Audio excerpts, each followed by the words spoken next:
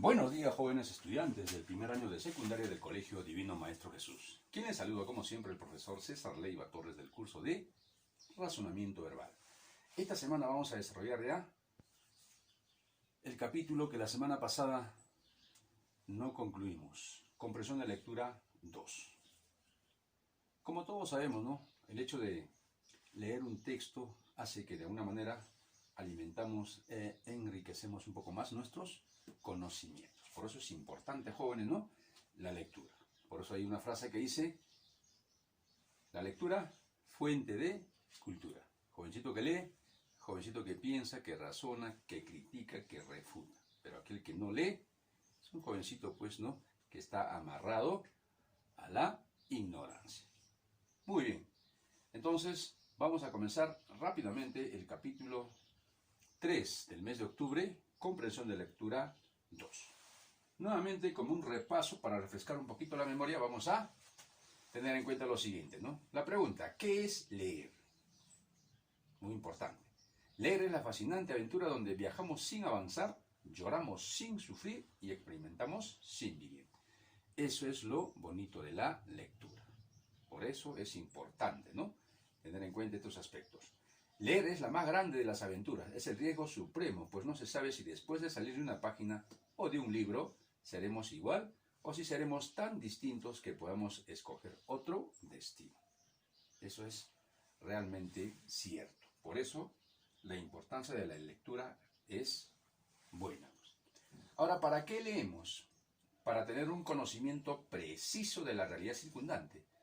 Algunas lecturas nos hablan de la realidad natural y social, otras de la psicología y biología. Es decir, ¿no?, hay todo tipo de lectura para todo tipo de lector. Como personas inteligentes que somos, debemos conocer la realidad externa e interna. Eso es muy importante, ¿no? ¿Para qué? Para enriquecer más y más nuestros conocimientos. Ahora la pregunta: ¿quiénes deben leer? Todos los seres humanos, sin excepción. Todos los seres humanos, ¿no?, deben de leer. El mundo moderno limita la actividad intelectual y el estudio, ¿no?, porque prima la filosofía, ¿no?, que lo más importante para el ser humano es la diversión y no el estudio, cosa que no es así, ¿no? Primero debe ser el estudio, luego la diversión, como dice la frase, ¿no? Primero el deber, luego el placer. Entonces, jóvenes, espero, pues, ¿no?, que de esa manera se dé en tu vida diaria. Ahora, la comprensión de lectura, ¿no? La comprensión de lectura como ejercicio de razonamiento verbal es una prueba consistente en responder interrogantes sobre el contenido de textos seleccionados de diversa naturaleza y complejidad. Entre las distintas modalidades evaluativas que tienen como objetivo calibrar las habilidades verbales del estudiante, una prueba de comprensión de lectura evalúa la comprensión de un texto, tanto en su contenido global como en sus afirmaciones específicas, así como para sintetizarlos en un concepto breve y elaborar a partir de él conclusiones lógicas y objetivas. Entonces, en eso, jóvenes, ¿no?, consiste la comprensión de lectura. La estructura interna textual contiene tema, idea principal, título.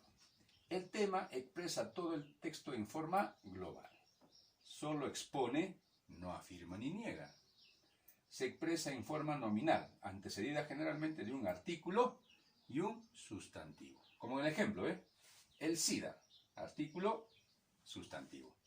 En cambio, la idea principal manifiesta lo más importante del texto, afirma o niega algo. Se expresa en forma de oración. Es decir, ¿no?, la idea principal ya viene a ser la tesis, ¿no?, del texto. Es decir, de qué o de quién habla el autor y qué sostiene.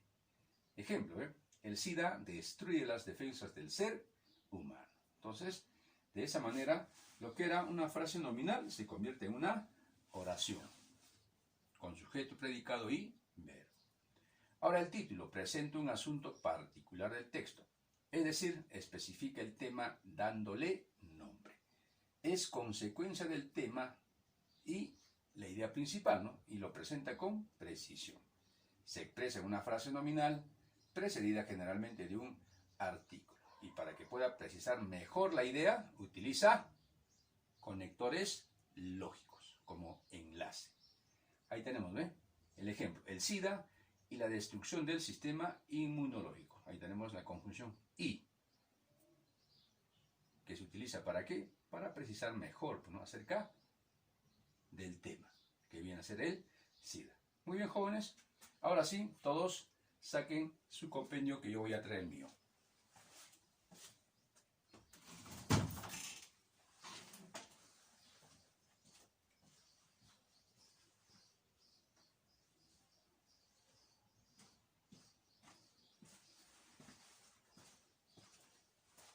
Muy bien, todos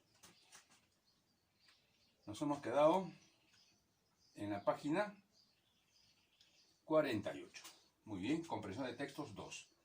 Aquí tenemos un cuadro comparativo justamente, ¿no?, de la estructura interna textual, donde dice el tema es una frase nominal general, engloba todo el texto, solo expone. La idea principal es una oración, contiene la parte fundamental del texto, afirma o niega un asunto. El título es una frase nominal específica. Sintetiza el texto, lo especifica. Es expositivo. Entonces, ahí tenemos, ¿no?, un cuadrito comparativo con los elementos de la estructura interna textual. Texto 1.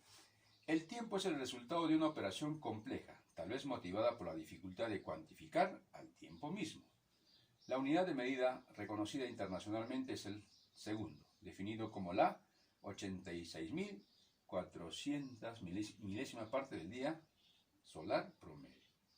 Entonces el tiempo se mide en función de los segundos. Así tenemos que un minuto tiene 60 segundos, una hora 60 minutos o 3.600 segundos, una hora 60 minutos o 3.600 segundos y un día 24 horas o 86.400 segundos. Es muy importante tener una medida temporal para poder ubicarnos en el tiempo. Entonces rápidamente, ¿no?, nos preguntan, tema, ¿cuál es? Muy bien, hijo, el tiempo. Idea principal lo encontramos en la parte superior. Ojo, cuando la idea está en la parte superior o al inicio, se conoce como textos analizantes. Entonces, ahí tenemos, copiar eso donde dice idea principal, el tiempo es el resultado de una operación compleja, tal vez motivada por la dificultad de cuantificar el tiempo mismo. Entonces ahí viene la idea principal. El título, el tiempo, una operación compleja. Repito, el tiempo, una operación compleja. Entonces ya hemos resuelto el primer ejercicio, pasamos al texto 2.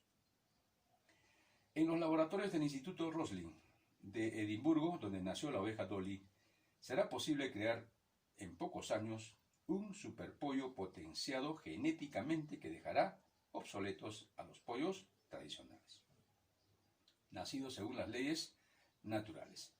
El proyecto del superpollo se propone descifrar el patrimonio genético para descubrir los genes que favorecen el crecimiento y determinan la composición de su carne y la cantidad y calidad de sus huevos, para así poder mejorar en el laboratorio dichas condiciones obteniendo un pollo más sabroso, entrado en carnes, que no se enferme y que ponga el doble de huevos. ¿Cuál es el tema? Muy bien, ¿no?, el superpollo. Idea principal, lo tenemos ahí, ¿ve? Un superpollo potenciado genéticamente que dejará obsoletos a los pollos tradicionales, ¿no? Entonces ahí tenemos la idea principal. Eso lo copiamos acá, que está en el primer párrafo, ¿no? Un superpollo potenciado genéticamente que dejará obsoletos a los pollos tradicionales. Título, el proyecto del superpollo. Viene a ser, ¿no?, el título, el proyecto del superpollo. Pasamos con el texto 3. Tras la trascendental experiencia del primer aterrizaje lunar, la vida ya no fue la misma para los 3 astronautas de la misión Apolo 11. Neil Armstrong, el primer humano que puso un pie en la Luna, vive ahora en un rancho de Wapakoneta, en Ohio, el lugar donde nació. Lleva una vida muy discreta y se mantiene al margen de la publicidad y la fama. No ha sido así en el caso de Edwin Buzz Aldrin, el cual completa su pensión haciendo comerciales publicitarios. Vive en Laguna Beach, California.